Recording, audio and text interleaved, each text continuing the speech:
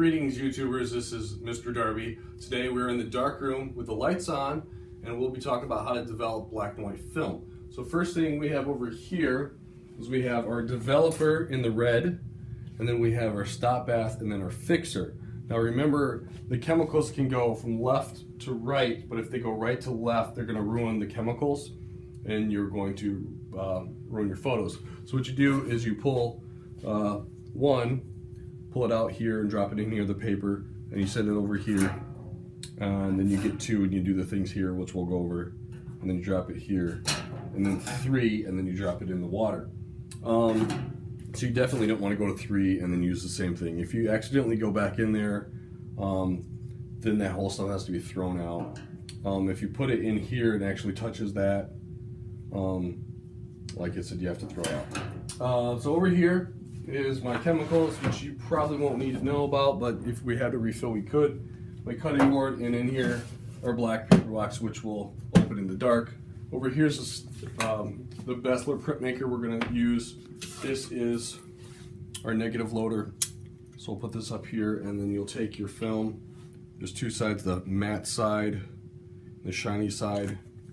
If you get that wrong, it'll just be reversed. Not the end of the world, it'll still print. You slide that in there, you close it, and then there's an up and down, and we can tighten this, and then we can open this up, you slide it in there, close that, and then we can make this bigger or smaller, the image, depending on how high it is. And this right here focuses it, this knob right here. And then over here, what a mess.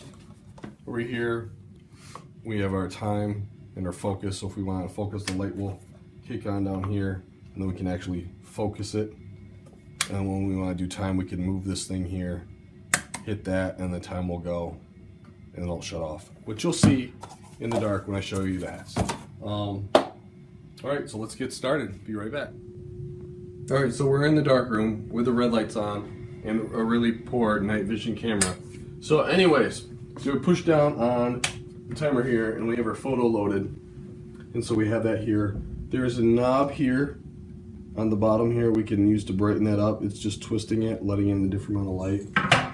And there's a knob here we can turn to focus their image, and we can pull this up or down to make our image larger.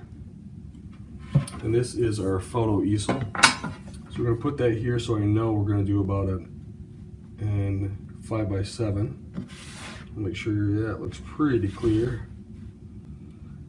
So now I'll shut that off, and now we have to do a test strip. So over here, I don't know if you can see this, but this black box here, I'm going to open this up and pull out a test strip.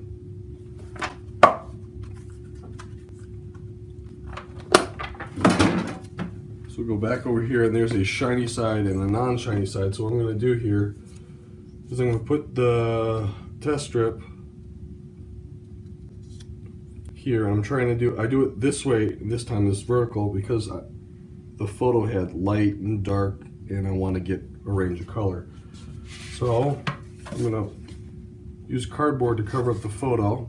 I'm going to set this thing to about 2 seconds. I'm going to hit 1, 2, okay, and then I'll pick this up, try not to move that, hit it again, so another 2 seconds, and then I'll pick it up again,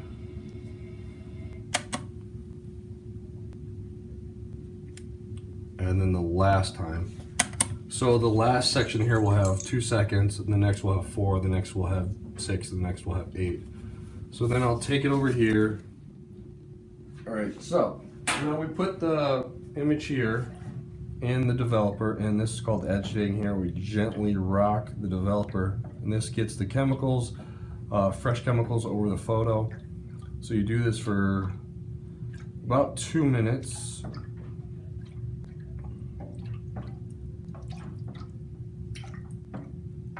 And then after 2 minutes, I'm going to pick it up with these tongs, drop it in here for 30 seconds.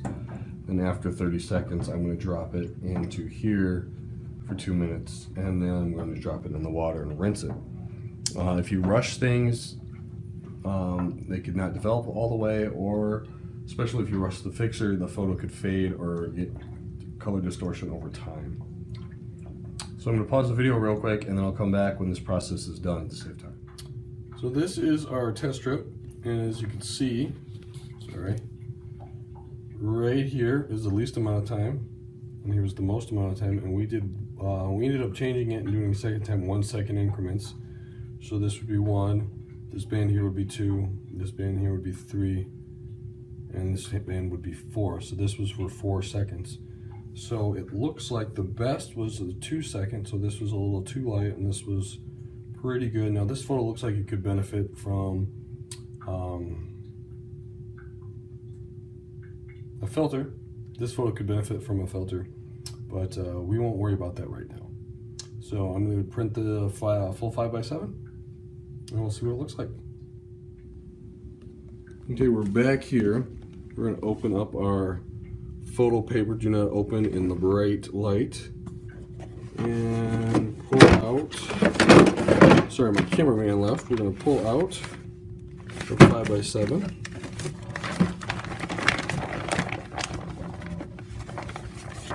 The 5x7 here. And we're going to put this back here in our enlarger. Make sure it's all nice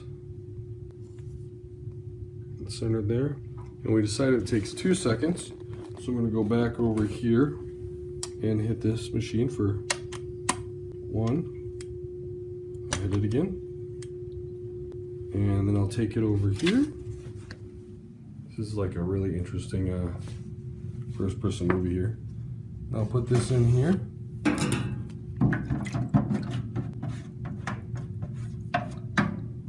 And I'll agitate it with a stick here. Total of 2 minutes. And after that, it'll go in here for 30 seconds. The stop bath, and then the fixer for 2 minutes. And then the water for 30 seconds, and then we'll compare. All right.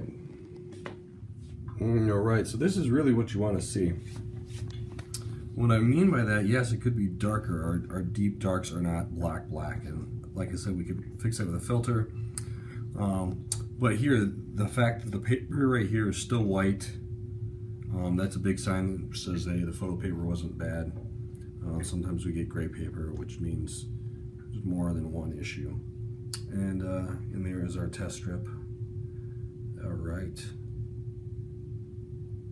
If you guys have any questions, let me know. Thanks for watching.